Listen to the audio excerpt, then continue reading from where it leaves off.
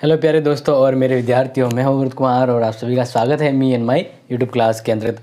आज हम बात कर रहे हैं महत्वपूर्ण टॉपिक। वैसे ये BA फर्स्ट ईयर के लिए है, पेपर 2 में, लेकिन उनके लिए भी ज़रूरी है जिनको समझना है गरीबी निवारण के ऊपर, ठीक है ना। तो आज का अपना ये जो टॉपिक है वो काफ़ी इम्पोर्टेंट है। इसमें हम निर्धनता निवारण और भारत में गरीबी के कारण को जानने वाले हैं। तो BA फर्स्ट ईयर के सेकंड पेपर में ये लास्ट यूनिट का लास्ट चैप्टर है, यानी 5th यूनिट का, तो इसमें ध्यान रखिएगा। तो सबसे पहले हम बात करते हैं गरीबी का अर्थ क्या है, किसे हम गरीबी कहें, गरीबी का अर्थ क्या है। तो हम यहाँ पे देख रहे हैं निर्धनता का मतलब गरीबी होता है। तो इसकी अवधारणाओं को समझें तो गरीबी की अवधारणाओं को या इसके अर्थ को 2 रूप में हम समझने का प्रयास करेंगे। पहला है निरपेक्ष गरीबी, दूसरा है सापेक्ष। निरपेक्ष गरीबी का मीन्स ये होता है कि किसी देश, राज्य या स्थान पर जो समुदाय लोग रह रहे हैं उनके लिए वे उतना भी कमाने के या उतना भी उनको इनकम आय नहीं प्राप्त हो रही है कि वे अपना गुजारा कर सके। यानी जहाँ पर व्यक्तियों को रोटी, कपड़ा, मकान जैसी बुनियादी सुविधाएं भी नसीब नहीं, बुनियादी सुविधाएं, ठीक है ना, बुनियादी सुविधाओं की कमी है, तो वो कौन सी गरीबी कहलाएगी? निरपेक्ष गरीबी, यानी नेगेटिव सेंस वाली। कि ऐसा एरिया, ऐसी जगह जहाँ पे व्यक्ति को पूर्णतः अपने जीवन यापन, अपने न्यूनतम बेसिक सुविधाएं भी नहीं मिल पाए। यानी हम कहें कि गरीबी से अर्थ उस न्यूनतम आय से है, क्योंकि वहाँ पे संसाधन कमाने का आय नहीं है, तभी तो रोटी कपड़ा मकान नहीं मिल रहा है। तो इसलिए हम कहेंगे कि गरीबी से अर्थ उस न्यूनतम आय से है जिसके अंतर्गत एक परिवार के जो न्यूनतम ज़रूरत है वो भी पूरी नहीं हो पाती है। तो ऐसी स्थिति, ऐसी कंडीशन को हम कहते हैं निरपेक्ष गरीबी। ठीक है, ये समझ में आ गया। अब सापेक्ष गरीबी का मतलब होता है आय में असमानता,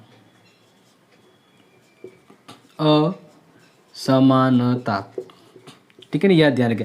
आय में असमानता, आय में असमानता का मतलब यहाँ पे ये एक ऐसी गरीबी है जिसका हम कंपेयर करें तो किसी विशेष राज्य में वहाँ के प्रति व्यक्ति आय ज़्यादा है किसी के मुकाबले। जैसे अगर मैं बात करूँ तो भारत में प्रति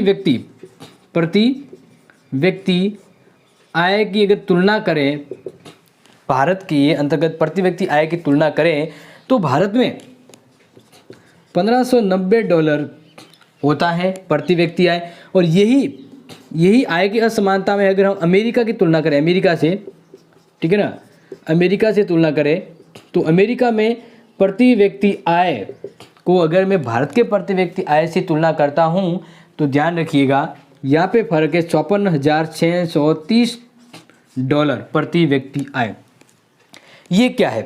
तो ये वही बता रहा हूँ जो आय की असमानता है, यानी बेसिक सुविधाएं वगैरह चल रही है लेकिन दूसरे के मुकाबले कम है, कंपैरिजन करें तो इस तरह की अगर हम आय में असमानता देखें और ये एक गरीबी का रीजन भी है तो ये कैसी कहलाएगी? सापेक्ष गरीबी कहलाएगी। निरपेक्ष गरीबी, सापेक्ष गरीबी, बिल्कुल न्यूनतम सुविधा भी नहीं मिल सके, मिलती तो है लेकिन आय के दरमियान काफ़ी डिफरेंसेस होता है। अपने भारत के राज्यों में भी ऐसा काफ़ी बार देखा गया है। ओके, ये तो आप समझ लिया।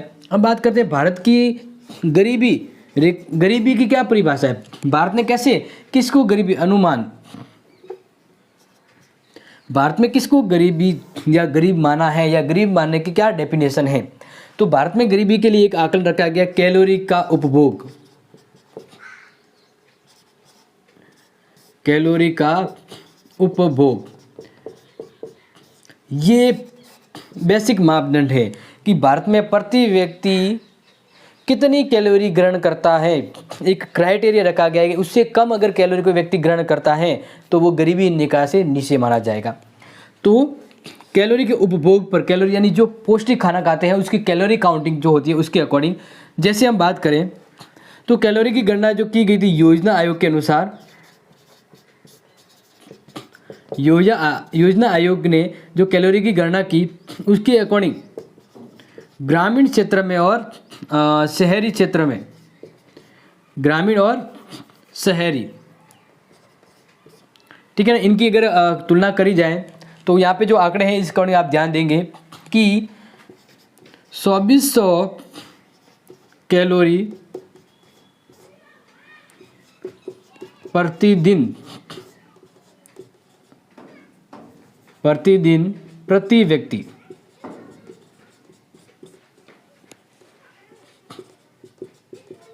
इससे कम प्राप्त करने वाले गरीबी रेखा से नीचे माने जाए। यानी एक पूरा से अच्छे से समझा दिया कि ग्रामीण एरिया में कहा गया है कि जो व्यक्ति प्रतिदिन 2400 कैलोरी तक का खाना नहीं खा पाता, उसे नसीब नहीं होता है, या 2400 कैलोरी से कम अगर वह उपभोग कर रहा है तो वो व्यक्ति गरीबी रेखा के नीचे जीवन यापन करने वाला यानी गरीब माना जाएगा। सिटी के अंदर कहा गया है कि 2400 कैलोरी, कितनी 2400 कैलोरी, वह व्यक्ति जो सिटी में रह रहा है और 2100 कैलोरी से भी कम पौष्टिक भोजन ग्रहण कर रहा है, यानी उसके कमाने के अकॉर्डिंग देखें तो 2400 कैलोरी 2100 कैलोरी भोजन भी नसीब नहीं हो रहा, 2100 कैलोरी कैलोरीज में काउंट होता है, तो इससे नीचे वाले को गरीब माना गया है, शहरी क्षेत्र में, ग्रामीण क्षेत्र में। तो ये बात है योजना आयोग के अनुमान के अकॉर्डिंग। लेकिन हमें ताज़ा आंकड़े याद रखने, तो ताज़ा आंकड़ों के अकॉर्डिंग मैं आपको बताऊं कि केंद्र सरकार के द्वारा नवीन आंकड़ों के आधार पर ये व्यवस्था रखी गई कि किसे गरीब माना जाए, किसे नहीं माना जाए। ठीक है, यहाँ तक तो आपको समझ में आ गया होगा बिल्कुल अच्छे से, क्योंकि इसमें से प्रश्न बनेगा कि योजना आयोग के कितने कैलोरी वाले को गरीब माना है, कितने को नहीं माना है।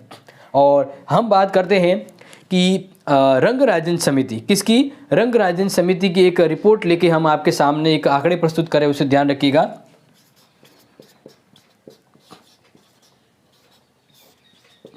केंद्र सरकार की अनुशंसा के बाद रंगराजन समिति ने गरीबी रेखा निर्धनता के अनुपात के ऊपर एक समिति गठित हुई, इसने अपने आंकड़े प्रस्तुत किए। यानी केंद्र सरकार के अनुशंसा पर गरीबी निर्धारण मापन के लिए एक समिति का गठन किया। उस समिति का नाम था रंगराजन समिति। क्या नाम था, रंगराजन समिति। अब ये रंगराजन समिति है वह 2009-10, ध्यान रखिएगा, रंगराजन समिति जिसको इसकी रिपोर्ट की समीक्षा की डॉक्टर रंगराजन की अध्यक्षता में 2012 में इसका गठन किया गया था।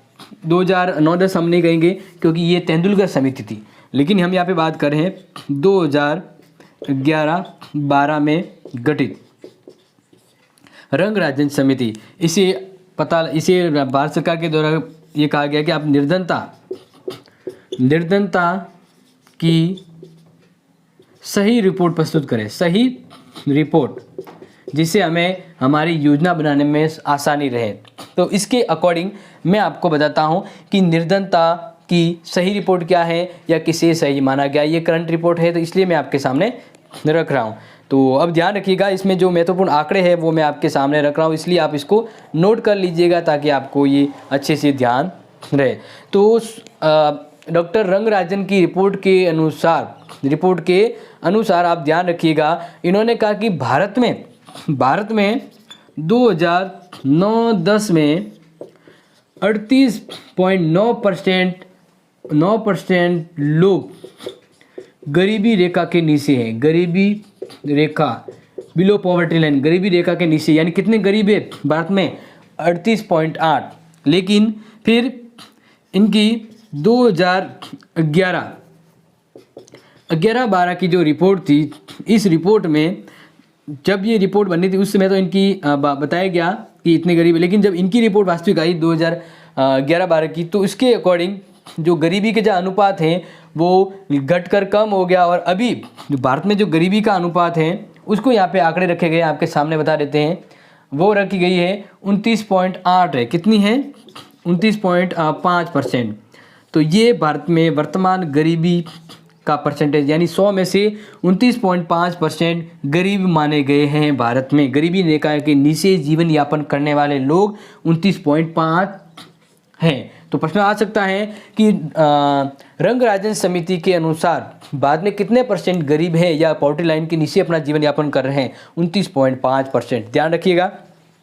अब इनके अकॉर्डिंग इन्होंने प्रति व्यक्ति आय को ध्यान में रखते हुए प्रति व्यक्ति आय को ध्यान में रखते हुए कहा कि वह व्यक्ति जो ग्रामीण एरिया में ठीक है ना, प्रति व्यक्ति आय की बात करें तो ग्रामीण और शहरी ये आंकड़े हैं, इंपॉर्टेंट है, इसलिए आप नोट कर लीजिएगा।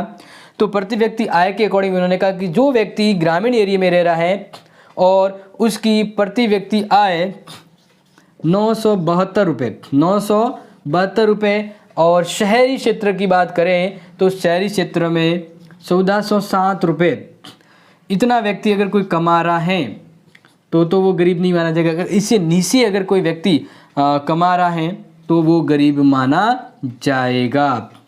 तो ये रंगराजन समिति ने प्रति व्यक्ति आय के आंकड़े जारी किए और बताया गया कि जो व्यक्ति ग्रामीण क्षेत्र में महीने में 972 रुपये कमा रहा है वह गरीबी नहीं माना जाएगा। प्रति व्यक्ति यानी फैमिली की बात करें तो 5 जने तो 5 से गुणा हो जाएगा, तो वो पता लगे। तो प्रति व्यक्ति अगर कोई एक व्यक्ति जो महीने का 972 रुपये खर्च कर रहा है उससे ज़्यादा कर रहा है तो वो गरीबी रेखा में नहीं माना जाएगा। जो व्यक्ति 972 से कम खर्च कर रहा है ग्रामीण एरिया में वह गरीबी कैटेगरी में काउंट होगा।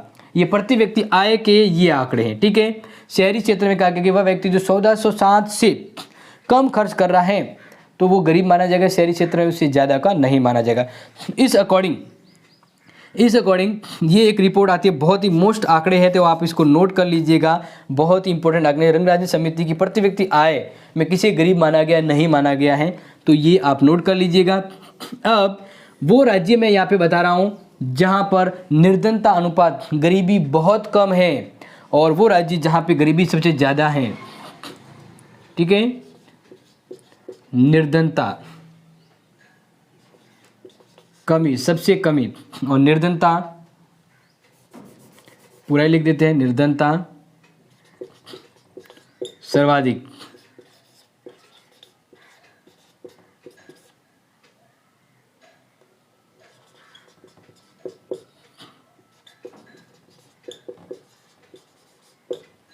तो गरीबी रेखा में जो सबसे ज़्यादा निर्धन है उनके मैं आपको यहाँ पे नाम बताता हूँ, ठीक है ना।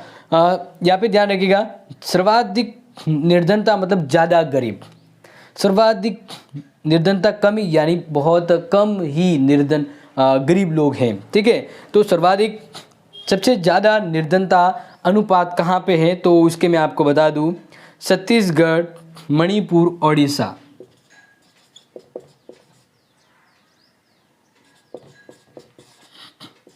छत्तीसगढ़ के अगर मैं परसेंटेज बताऊं तो परसेंटेज लिखना है आपको 46.9।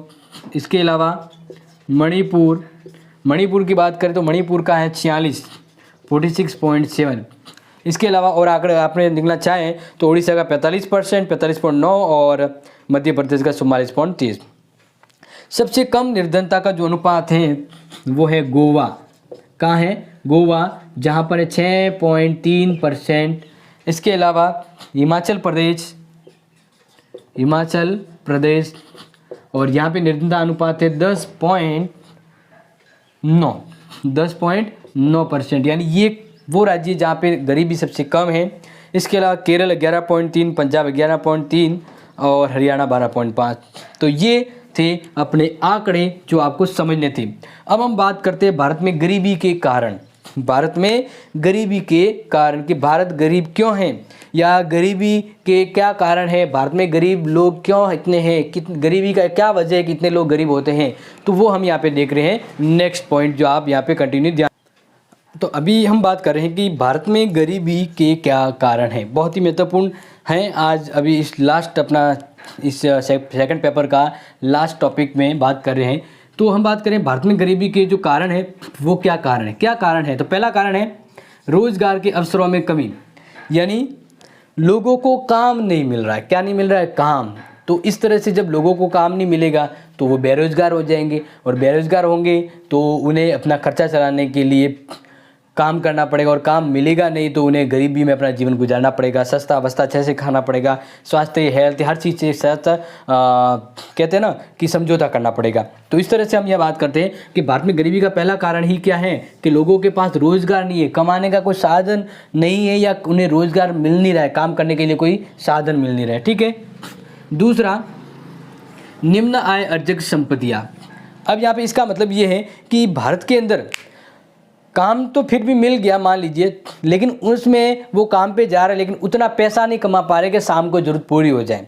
मान लीजिए रोज़ का घर पे मान लीजिए जैसे कि रोज़ के 300 से 400 रुपये चाहिए होता है, एक आदमी काम पे जा रहा है उसे 200 रुपये मिल रहे हैं, तो अब उसे काम तो मिला लेकिन उससे जो अर्जित जो है वो बहुत कम हो रहा है, यानी यहाँ पे हम कहें मजदूरी बहुत कम है। क्या है? मजदूरी बहुत कम है। इस वजह से उनके वो अर्जक परिसंपत्तियाँ हैं वो भी काफ़ी कम रह जाती हैं, और जो कमाने गए यानी अर्जित आय का निम्न स्तर, ये जस्ट अपना रिपीटेड टॉप पॉइंट है। जैसे कि हम बात करें कि जो मजदूर काम पे लगे हैं उन्हें मजदूरी कम मिलती है, साथ साथ शोषण भी होता है उन्हें। उनकी अगर मान लीजिए अगर पूरी मजदूरी भी दी जाती है तो सही है, लेकिन उन्हें नाम मात्र की मजदूरी और शोषण ज़्यादा होता है। तो इस शोषण की वजह से गरीबी है और ज़्यादा बढ़ जाती है। अब जैसे बात करें कि कोई अगर खेती में लगा हुआ है, खेती लघु उद्योग वगैरह आदि में, तो वहाँ पे वो एक साथ रहकर काम करते हैं।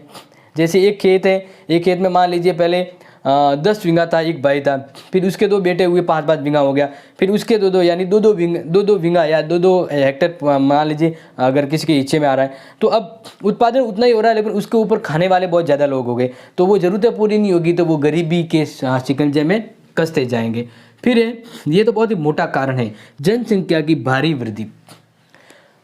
उत्पादन मान लीजिए कि 100 लोगों का हो रहा है, लेकिन जनसंख्या है वो 500 हो गई, तो अब उनकी ज़रूरत कैसे पूरी होगी? नहीं होगी ना पूरी।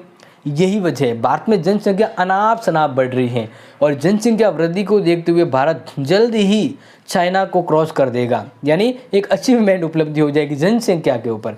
इनकम की नहीं बात करें, जनसंख्या तो ये कहीं ना कहीं जैसे हम बात करते हैं एक परिवार में 4 से 5 मेंबर है तो उनमें ज़रूरत के हिसाब से खाना वगैरह आता है, आमदनी भी सही रहती है, सब व्यवस्थित चलता है। लेकिन अगर उसकी जगह 15 जने हो फैमिली में तो क्या होगा? जैसे एक बात कर दूँ ना, एक जैसे रसगुल्ले का बॉक्स लाया गया, अब एक रसगुल्ले का बॉक्स लाया जिसमें मान लीजिए ऐसे मान लीजिए कि 10 पीस आ रहे हैं, ठीक है, या 10 पीस नहीं 15 पीस आ रहे हैं, ठीक है, एक रसगुल्ले के बॉक्स में 15 पीस आए। अब एक फैमिली में 5 मेंबर हैं तो हर मेंबर को 3-3 मिलेंगे, तो एक अच्छी सुकून भरी रहती है ना कि भी अपने मन से खाए, ठीक है ना, या ऐसी और कोई सुविधा है तो उनको ज़रूरत के हिसाब से वो पूरी मिल जाती है। लेकिन अगर उसी परिवार में 15 मेंबर हो या 16 मेंबर हो तो एक आधा नसीब होता है। तो इस तरह से उन्हें अपनी गरीबी में समझौता करना पड़ता है, यानी पॉपुलेशन ज़्यादा होने से, आमदनी कम होने से, ठीक है ना, या उत्पादन कम होने से उन्हें अपनी गरीबी में गुजारा करना होता है। तो जनसंख्या कारण है कि फिर है भारत की रणनीति हो या फिर उनके जो पारिवारिक है उनकी रणनीति हो, वो ऐसी रणनीति है कि अपना पूरा विकास नहीं कर पाते, दोषपूर्ण रणनीति है। जैसे भारत की अर्थव्यवस्था की ही बात करें तो भारत सरकार के द्वारा काफ़ी ज़्यादातर योजनाएं हैं वो उसके उच्चतम लक्ष्य तक नहीं पहुंच पाती हैं, या उनकी जो प्लान है वो गरीबी रेखा के नीचे जो जीवन यापन कर रहे हैं उनके लिए वो पूर्ण नहीं है। समझ में आ रहा है? भारत ने जितनी मान लीजिए रणनीति योजना चलाई जा रही है, जितने भी पेंशन मतलब काफ़ी सारी योजना है, लेकिन वह योजना उन लोगों को फ़ायदा नहीं दे पा रही जो गरीबी रेखा के नीचे जीवन यापन कर रहे हैं। तो इस तरह से हम कहें कि ये जो रणनीति है डेवलपमेंट की उसमें काफ़ी कमी है, दोषपूर्ण रणनीति है। इस तरह से वो गरीबी हट नहीं रही है, गरीबी व्यवस्था बनी हुई है। तो डेवलपमेंट की जो नीति है वो अच्छी होनी चाहिए, रणनीति अच्छी हो ताकि हर समुदाय, हर व्यक्ति और जीवन यापन कर रहा है उनको ज़्यादा फायदा हो और गरीबी खत्म हो जाए। फिर है छठा पॉइंट, सामाजिक कारण। बिल्कुल सामाजिक कारण ये भी है, जैसे बात करें पुराने रीति रिवाज जो समाज को आगे बढ़ने नहीं दे रहे हैं, अनएजुकेटेड फैमिली है, बात आप समझ रहे हैं जो मैं बता रहा हूँ, अनएजुकेटेड फैमिली है, अज्ञानता है, भाग्यवादिता, भाग्य भरोसे, और ये सभी ऐसे कारण हैं जिससे गरीबी और ज़्यादा गरीबी होती है। यानी पढ़ा लिखा होता है तो कोई भी सक्षम रोजगार कर सकता है, ठीक है ना, लेकिन अगर वो अनपढ़ है तो वह सस्ते में कम मजदूरी में अपना जीवन यापन करेगा और गरीबी में ही जीवन कटेगा।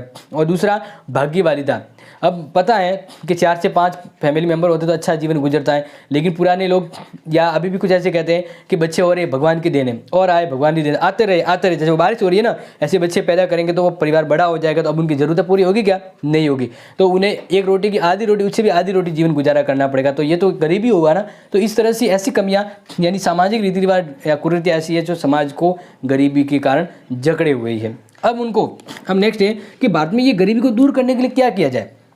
तो भारत में गरीबी को दूर करने के सबसे पहला पॉइंट है जो ध्यान रखेंगे वो है आर्थिक विकास की गति को तेज करना।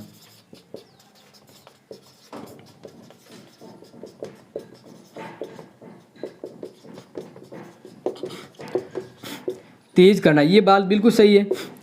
यानी जिस गति से पॉपुलेशन बढ़ रही है उसी गति से भारत को अपना आर्थिक विकास करना होगा, भले औद्योगिक हो, कृषि हो, हर क्षेत्र में हो, उन्हें अपना विकास भी करना होगा, क्योंकि समय के अकॉर्डिंग दौड़ना होगा। तो यहाँ पे समय के अगर पीछे रह गए हैं तो भारत को अपनी आर्थिक विकास की गति को तेज करना होगा ताकि गरीबी के इस मायाजाल संकट से निकल सके।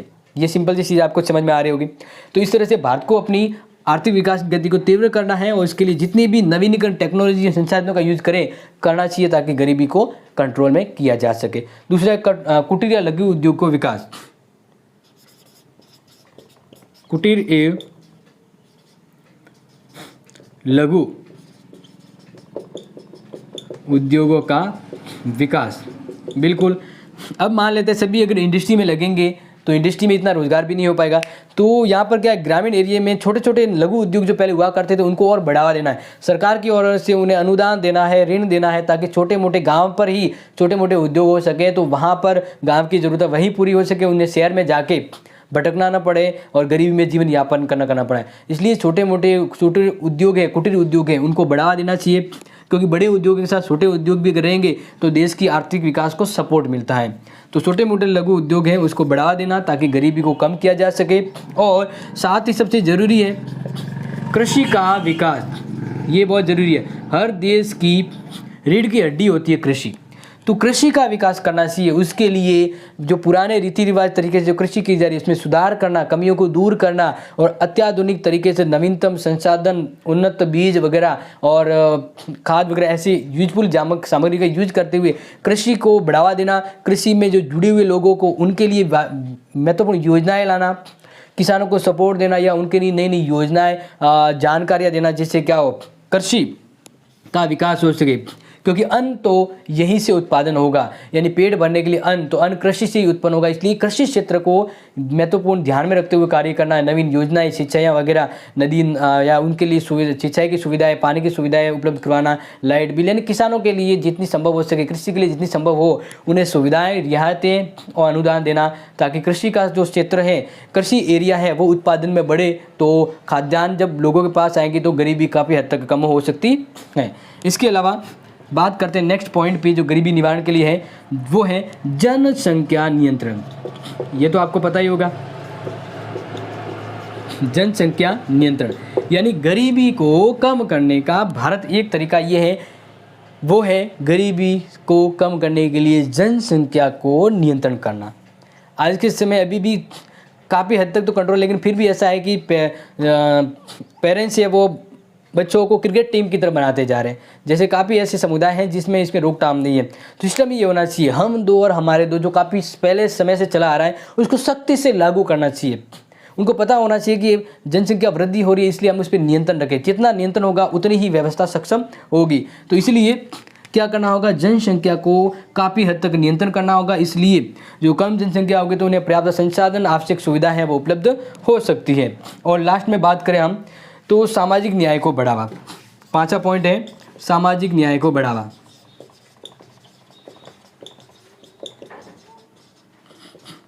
सामाजिक न्याय काफ़ी हद तक तो ये होता है कि समाज में जब व्यवस्थाएं कायम नहीं होती है, समाज में अव्यवस्थाएं रहती है, और न्याय व्यवस्था जब लोगों को सामाजिक रूप से न्याय उपलब्ध नहीं हो पाता, तो यही वजह है कि अव्यवस्था उत्पन्न होती है। क्योंकि सामाजिक व्यवस्था समाज को बढ़िया बनाती है और सामाजिक अव्यवस्था की वजह से ही न्याय असंतुलन होता है और इसी से गरीबी है वो आवश्यक रूप से बढ़ जाती है। निवारण के लिए सरकार के द्वारा क्या क्या प्रयास किए जा रहे हैं, क्योंकि एग्जाम के हिसाब से इसमें से प्रश्न डेफिनेटली बनता है, तो इसलिए आप इसको समझ लीजिएगा, नोट कर लीजिएगा।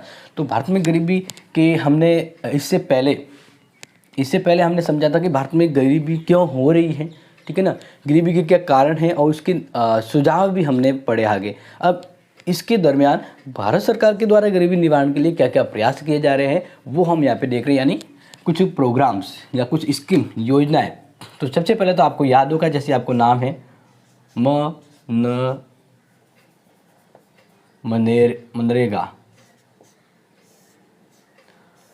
मनरेगा, ये तो आपको पता होगा। महात्मा गांधी, जिसके अगर पूरा नाम भी पूछ ले तो हम पूरा नाम ही यहाँ पे लिख देते हैं, तो लिखना है महात्मा गांधी। अब देखिए, पहले ये ओनली महात्मा गांधी जो नाम है वो बाद में जोड़ा गया, जिसको पहले है इसका नाम अलग हुआ करता था, लेकिन अब है महात्मा गांधी राष्ट्रीय रोजगार गारंटी, यानी जिसके तहत जो जिनको काम नहीं मिल रहा है उनको उन्हीं के गांव में कुछ किलोमीटर के दरमियान उन्हें काम की गारंटी दी जाती है सरकार के द्वारा। पहले ये था कि हम इसमें बारी से आते हैं। तो सबसे पहले तो हम शुरुआत कर लेते हैं कि ये स्कीम कब और कितने जिलों में शुरू की गई। तो आपको जैसे अगर बता दें तो शुरुआत में रोजगार गारंटी दी जाती थी 100 दिन की। कितनी?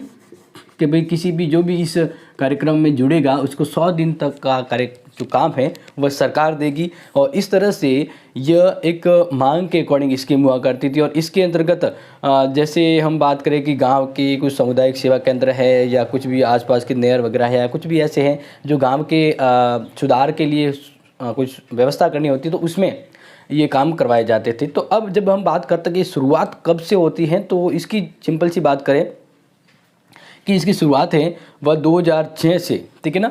हम इसकी इम्पोर्टेंट जो है महत्वपूर्ण चीज़ें वो यहाँ पे नोट करेंगे कि 2 फरवरी 2006 से ये योजना शुरू होती है, ठीक है। और योजना जब शुरू हुई तब आप ध्यान रखना ये योजना है वह कुछ एक जिलों में ही शुरू की गई थी। कुछ एक जिलों का मतलब हम यह कह सकते हैं कि जब शुरू हुई उस समय ये जो योजना है वह कुछ जिलों में ही शुरू की गई। कुछ जिले का मतलब 200 जिलों में, कितने 200 जिलों में शुरू की गई, क्योंकि ये एक टेस्टिंग थी कि भाई ये योजना सफल होगी कि नहीं। लेकिन इसके जस्ट कुछ और दिनों बाद, यानी जैसे कि 2007-8 में ये जो योजना है वह 130 और जिलों में शुरू कर दी गई, ठीक है। इस तरह से जब योजना सफल होती देखी गई तो फिर पूरे भारत में 1 अप्रैल 2008 से पूरे भारत में इस योजना को लागू कर दिया गया। और उस समय यानी 2008 को जब ये योजना लागू की गई तो भारत में उस समय जो जिले थे वो थे 625 जिलों में, 625 जिलों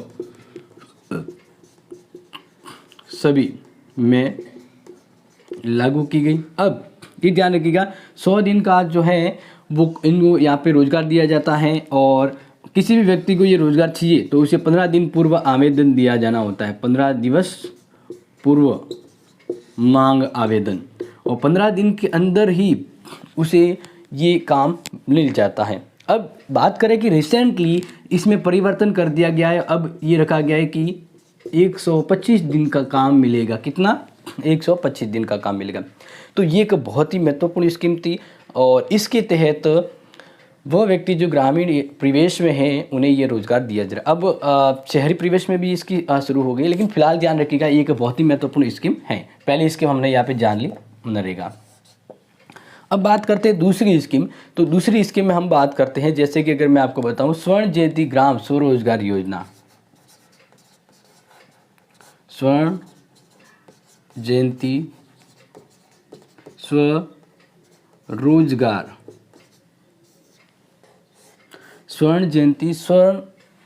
स्वरोजगार यानी सेल्फ, सरकार है वह पैसे देगी और इसमें अनुदान देगी और इस योजना के तहत उस अनुदान का है वो जनता फ़ायदा उठा सकती है। तो ये जो योजना है वह शुरू की गई थी 1 अप्रैल 1999 से।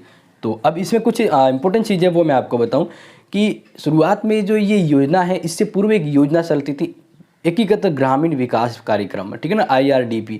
तो उसको बदल करके या उसको एकीकृत करके एक नवीन योजना बना दी गई। उस योजना का नाम था स्वर्ण जयंती रोजगार गारंटी, ठीक है, रोजगार कार्यक्रम या योजना। तो अब इसके तहत क्या था, इस योजना का उद्देश्य स्वरोजगारियों को बैंक ऋण और सरकारी सब्सिडी के माध्यम से, यानी इस योजना के द्वारा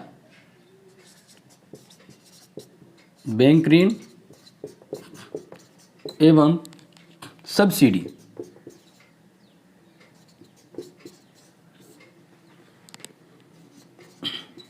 प्रदान कर जो अपना खुद का छोटा मोटा बिजनेस लेना चाहते हैं, खुद का मोटा, जैसे अब सरकार कुछ सहायता देती है, जैसे अभी जैसे मेक इन इंडिया है या मेक इन राजस्थान है, जिसके तहत थोड़ा सा पैसा दिया जाता है ताकि वे सहायता समूह हैं वे अपना कार्य कर सके। तो प्रदान कर सहायता समूहों को रोजगार उन्नत बनाने में सहायता, ठीक है।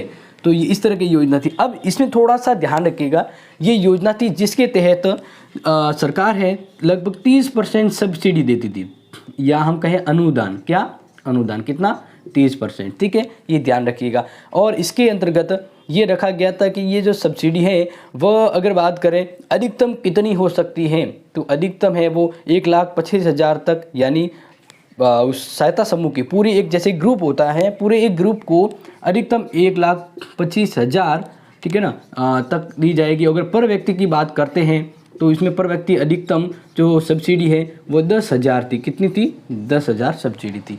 अब इस योजना का जो बहुत ही महत्वपूर्ण एक वजह मैं आपको बताऊं, एक रीज़न आपको बताऊं कि इस योजना को अब ये योजना न कहकर इस योजना का नाम परिवर्तन कर दिया गया है, और इसलिए आ सकता है कि स्वर्ण जयंती स्वरोजगार योजना अब किसी योजना के नाम से जानी जाती है। तो आपको लिखना है राष्ट्रीय ग्रामीण आजीविका मिशन। अब योजना का नाम बदलकर ये कर दिया गया है, ठीक है। तो ये आप ध्यान रखिएगा, ये बहुत ही इंपॉर्टेंट है, इसलिए ये आ सकता। अब ये योजना का मतलब यही उद्देश्य है कि गरीबी निवारण करना, गरीबी निवारण एवं रोजगार सक्षम, रोजगार एवं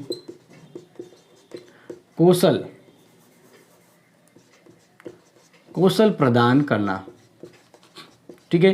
तो दो योजना तो आपके सामने होगी क्लियरली, जो आपको समझ में आ गया होगा। अब बात करते हैं तीसरी, जो गरीबी निवारण के द्वारा भारत के द्वारा चलाई जा रही योजना है। तो अब जैसे कि आपको ध्यान रखें कि गांवों में जो गांव एक से दूसरी गांव, तीसरी गांव, चौथे गांव तक है, तो सरकार ने सोचा कि अगर गांवों को पक्की सड़क से कनेक्ट कर दिया जाएगा तो आवाजावन सही रहेगा, स्वास्थ्य सुविधा वहाँ पे सही आ जाएगी, हर तरह की जो सुविधा है वह सही होगी, और गांव रोड से कनेक्ट होंगे तो विकास की मुख्य धारा से जुड़ेंगे। यानी ये योजना है प्रधानमंत्री ग्राम सड़क योजना, ठीक है, प्रधानमंत्री ग्राम सड़क योजना। गांवों को मुख्य धारा से जोड़ना। तो अब इस योजना के तहत अगर आपको बताएं तो योजना पूछा जाए कब शुरू हुई थी, तो आप ध्यान रखना है 25 दिसंबर 2000 को ये योजना शुरू हुई, और इस योजना के तहत 100% केंद्र प्रायोजित थी। यानी ऐसा नहीं कि राज्य भी इसमें अनुदान पैसे देंगे, नहीं, ये केंद्र प्रायोजित थी, यानी केंद्र के द्वारा ही पूरा पैसा लगाया जाना था और इस योजना को आगे सफल बनाना था। तो योजना काफ़ी कारगर और सफल भी हुई। अब बात करते हैं नेक्स्ट चौथी योजना, 4th नंबर योजना। इसके तहत आपको पता होगा प्रधानमंत्री इंदिरा आवास योजना, जो पहले अपने राजस्थान में लगभग बात करें इंदिरा आवास योजना के तौर पे भी जानी जाती थी, जिसको मर्ज करके प्रधानमंत्री आवास योजना के रूप में क्रमोन्नत किया गया, और फिर रखा गया उद्देश्य सबके लिए आवास, सबके लिए घर योजना। तो यहाँ पर ध्यान रखिएगा, प्रधानमंत्री आवास योजना, ठीक है। अभी जो प्रधानमंत्री आवास जो योजना है, इस योजना को जैसे अभी जस्ट मैंने बताया कि यही योजना पहले इंदिरा आवास योजना के तौर पे जानी जाती थी, लेकिन पूर्व में जो संचालित इंदिरा आवास योजना है इसमें विलय कर दिया गया है और 2022 तक सबके लिए ये एक योजना को क्रमोन्नत किया गया है। तो अब यहाँ पे ध्यान रखिएगा, इंदिरा आवास योजना। अब पूछा ये जा सकता है कि प्रधानमंत्री आवास योजना में किस योजना का विलय कर दिया गया है? इंदिरा आवास योजना का। और ये योजना जो है वो शुरू करने के बाद फिर इसने इस योजना का जो मूल उद्देश्य रखा वो रखा कि सबके लिए आवास यानी सबके लिए घर।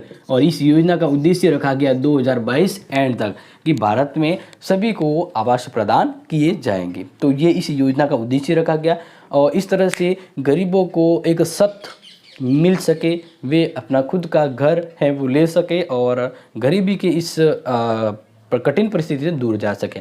तो ये जो महत्वपूर्ण योजना है, आगे हम बात करते हैं कि एक दो और भी महत्वपूर्ण योजना है जिनको सरकार के द्वारा चलाया गया है।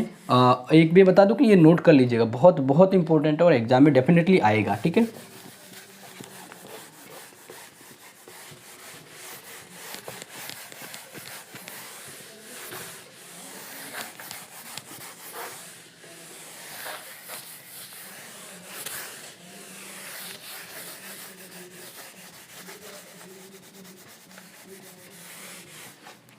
ओके, तो अभी हम बात करते हैं नेक्स्ट। आप ध्यान रखिएगा, नेक्स्ट स्वर्ण जयंती जो रोजगार योजना थी ग्रामीण इलाके में, उसका भी नाम बदल कर नवीन योजना कर देगी। तो इसको हम पहले यहाँ पे लिख लेते हैं। नंबर अपने 5th हो गई, ठीक है ना। मुझे लग रहा है कि 3 हमने कर लिए हैं, 3 कर लिए, तो अब 4 कर लिए, तो 5th देखते हैं। 5th में है स्वर्ण जयंती शहरी रोजगार योजना। स्वर्ण जयंती शहरी रोजगार योजना।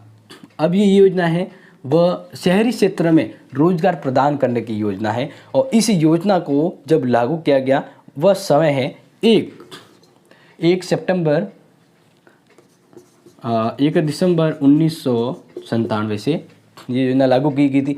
और इस योजना को जब लागू किया गया तो ध्यान रखिएगा 3 योजना अलग अलग थी, जैसे कि पहली योजना थी नेहरू रोजगार योजना, दूसरी गरीबों के लिए शहरी बुनियादी सेवा और तीसरी योजना प्रधानमंत्री समन्वित ग्रामीण उन्मूलन योजना। इन सभी योजनाओं को मिलाकर इस योजना को बनाया गया था। इस योजना को शॉर्ट में हम कह सकते हैं, अगर एग्जाम में आए तो SJSRY, स्वर्ण जयंती स्वरोजगार योजना, ठीक है।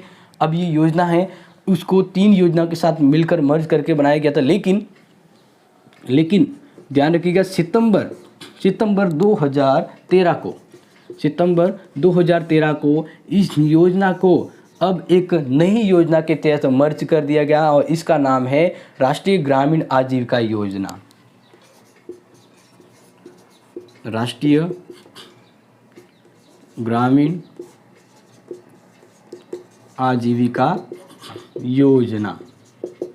तो इस तरह से ये योजना है बदल दी गई और इसके तहत यही उद्देश्य गरीबी निवारण या उसके लिए प्रयास करना, शहरी क्षेत्रों में उनको रोजगार प्रदान करना। इसके बाद बात आती है अन्नपूर्णा योजना। अब ये क्या है, ध्यान रखिएगा, 6 नंबर है अन्नपूर्णा योजना।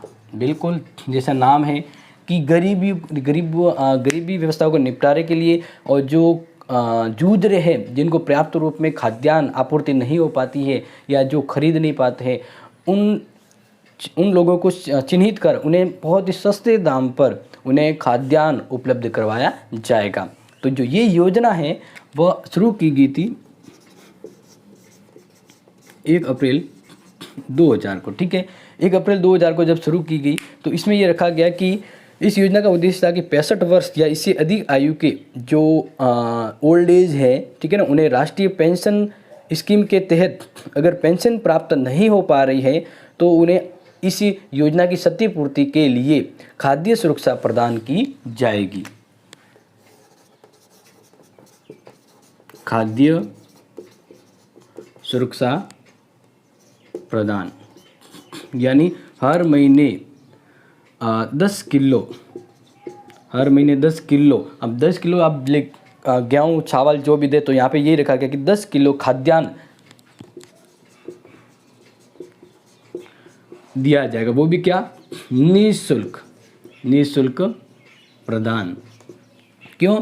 क्योंकि इस योजना के तहत वही पात्र थे जिनको पेंशन नहीं मिली थी। जिनको क्या नहीं मिली थी? पेंशन, पेंशन नहीं मिलना। इस वजह से सरकार ने कहा कि ऐसे लोगों को जो 60 या 65 वर्ष से ज़्यादा उम्र के हैं, उन्हें इस योजना के तहत खाद्य सुरक्षा के तहत निःशुल्क 10 किलो प्रति महीने खाद्यान्न उपलब्ध करवाया जाएगा। इसके अलावा नेक्स्ट स्कीम आप ध्यान रखें, 7 नंबर है अंत्योदय। अंत्योदय, अंत्योदय अन्न योजना।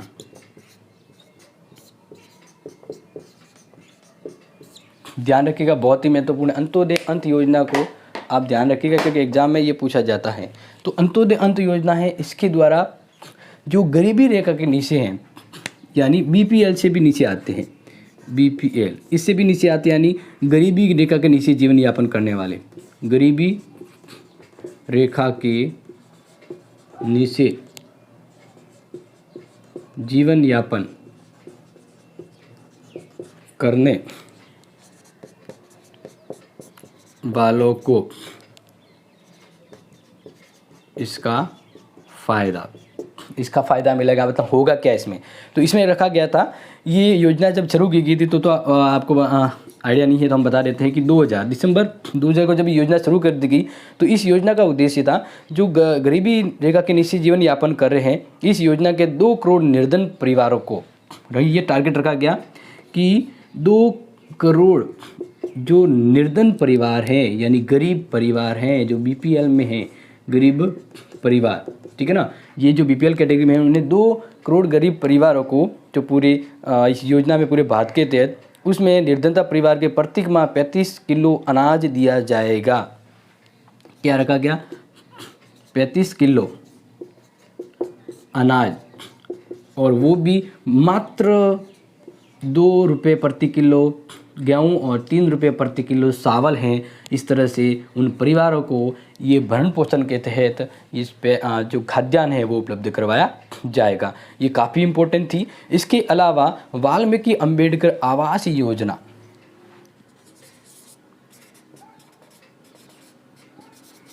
वाल्मीकि अंबेडकर आवास योजना, ये योजना भी शुरू की गई थी, दिसंबर में है, लेकिन 2001 को, दिसंबर 2001 के तहत इस योजना का उद्देश्य था कि जो शहरी क्षेत्रों में जो वे क्षेत्र जो गंदगी में आते हैं और वे व्यक्ति जो गरीबी रेखा के नीचे यानी बीपीएल कैटेगरी में हैं, तो उन्हें इस योजना के तहत यानी निर्मल भारत योजना के तहत सामुदायिक शौचालय के माध्यम से स्वस्थ और बाहरी वातावरण से जोड़ने के लिए उन्हें आवास में मदद करना। ठीक है, ये बहुत ही महत्वपूर्ण थी। इसके अलावा आप ध्यान रखिएगा, नेक्स्ट हम बात करते हैं 9 नंबर है इंदिरा गांधी